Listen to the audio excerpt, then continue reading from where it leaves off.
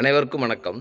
நமச்சிவாய வாழ்க நாதன் தாழ் வாழ்க அப்படின்னு சொல்லிட்டு திருவாசகத்தை நமசிவாய என்று ஒரு பஞ்சாட்சரத்தினால் ஆரம்பிக்கின்றார் மாணிக்கவாசக சுவாமிகள். அப்படி நமச்சிவாய என்று சொல்லுடைய மந்திரத்தினுடைய மகிமை என்ன என்பதை ஒரு சிறு கதையின் மூலமாக காண்போம்.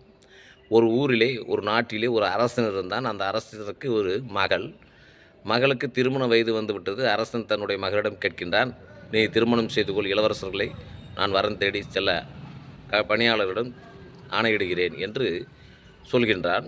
அப்பொழுது அந்த இளவரசி சொல்கின்றால், நான் இளவரசனை மணந்து கொள்ள மாட்டேன்.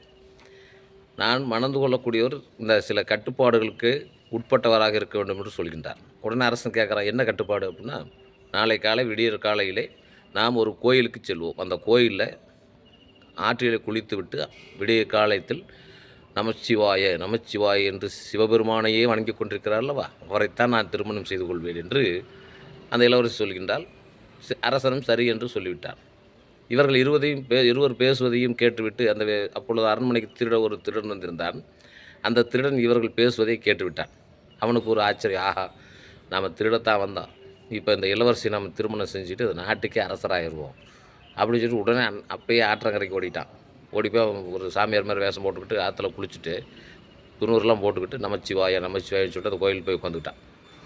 உடனே விடிஞ்சது 4 மணி. விடியகால அரசரும் இளவரசியும் மாறு வேடத்திலே அந்த கோயிலுக்கு செல்கின்றார்கள். கோயிலுக்கு முன்னாடி சாமியார் நமச்சிவாய நமச்சிவாய நமச்சிவாயன்னு உட்காந்துருந்தார். உடனே இளவரசி, இவரை தான் நான் திருமணம் செஞ்சுக்குவேன் அப்படின்னு அரசர் உடனே அந்த சாமியாரை கூப்பிட்டு, சாமி, என்னுடைய மகளை நீங்கள் திருமணம் செய்து கொள்ள வேண்டும் அப்படின்னா உடனே திருடன் அதுக்காக தான் போய் உட்காந்துருக்கிறான். ஆனால் அப்பொழுது திடீரென்று திருடன் அரசரே, நேற்று வரல் நான் அப்படித்தான் முடிவோடு இருந்தேன், ஆனால் இப்போ முடியாது. உடனே அரசருக்கு ஆச்சரியம், ஏன் முடியாதுங்கிறீங்க? அரசரே, நான் உண்மையான சாமியார் கிடையாது, நான் ஒரு திருடன், உங்கள் அரண்மனையில் திருட வந்தேன், நீங்கள் பேசுறதை கேட்டுட்டு இருந்தேன். அப்போது இளவரசியை மணந்து கொள்வதற்காக நான் என்ன செய்கிறேன், இந்த மாதிரி பட்டையெல்லாம் போட்டுக்கிட்டு நமச்சிவாயன் மந்திரத்தை சொல்லிட்டு உட்காந்துருந்தேன். இப்போ ஒரு நாள் மந்திரத்தை நமச்சிவாய என்று சொன்னதற்கே எனக்கு அரச பதவி கிடைக்கிறது. அப்படின்னா என் வாழ்நாள் முழுவதும் இந்த நமச்சிவாயா நமச்சிவாயா நமச்சிவாயா என்று மந்திரத்தை சொல்லிக் கொண்டிருந்தால் எனக்கு எவ்வளவு நன்மைகளை இறைவன் அள்ளித்தருவார் என்று யோசித்தேன். அந்த ஞானோதயம் இப்பொழுதுதான் வந்தது.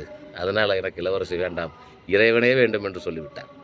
எவ்வளவு பெரிய மகிமை பாருங்க.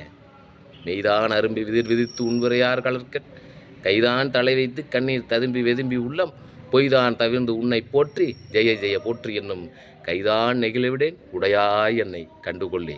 ஓம் நமச்சிவாய. திருச்சிற்றம்பலம்.